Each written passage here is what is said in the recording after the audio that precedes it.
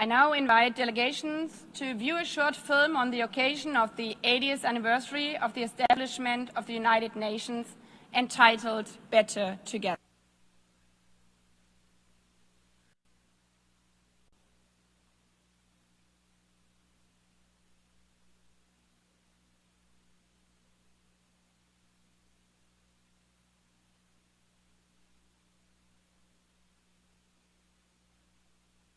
Chose peace.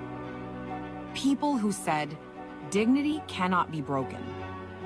People who carried food on their backs, who rebuilt schools, who gave shelter to strangers. People who stood for the earth before it was too late. And the people who will carry it forward. The young, the unheard, the unstoppable.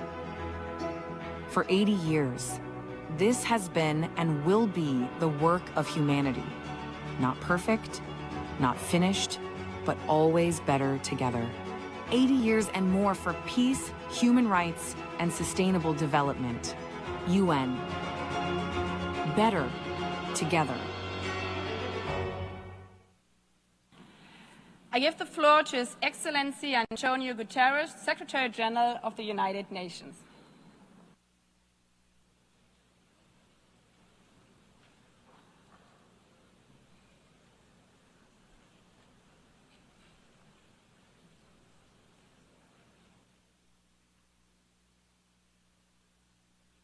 Madam President of the General Assembly, Excellencies, ladies and gentlemen. As we mark the 80th anniversary of the United Nations, I invite you to return for a moment to our earliest days.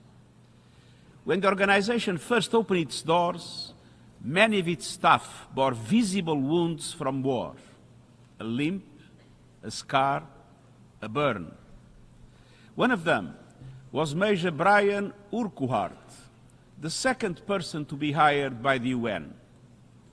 A British soldier during the Second World War, he had been blown up on a ship in the Channel, witnessed the liberation of the Bergen-Belsen concentration camp, and carried for the rest of his life the limp from a parachute that failed to open.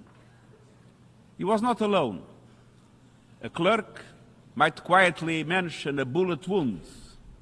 A delegate, the shard of shrapnel still lodged in its chest. They had seen the worst of humanity, the horrors of the death camps, the cruelty of combat, cities entirely wiped out. And it was precisely because of what they had witnessed that they chose to serve peace. Excellencies, there is a persistent myth that peace is naive, that justice is sentimental, that the only real politics is the politics of power and self-interest. But those early staff were not idealists untouched by reality. They had seen war and they knew. Peace is the most courageous, the most practical, the most necessary pursuit of all. And in building the United Nations, they created something extraordinary, a place where all nations, large and small, could come together to solve problems that no country can solve alone. And yet, at this moment, the principles of the United Nations are under assault as never before.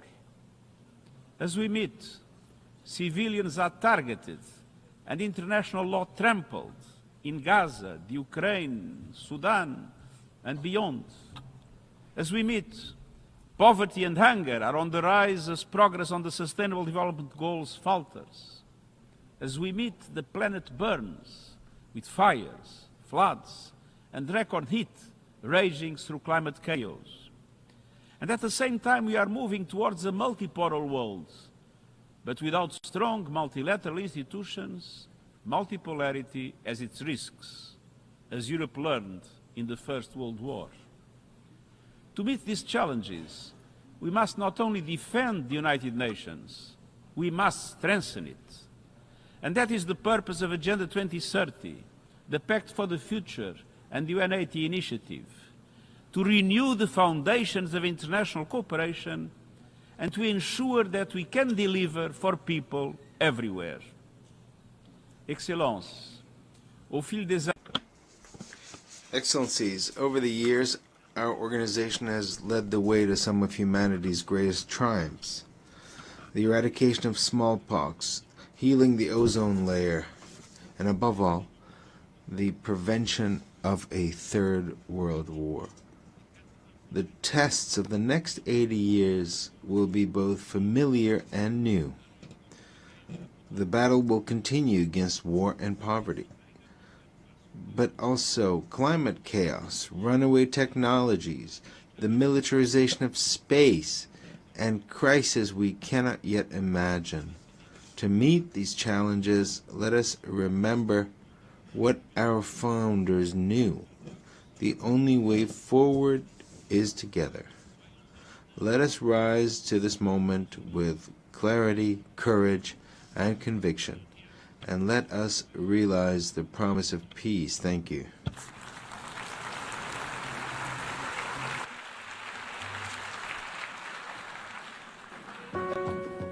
I thank the Secretary General.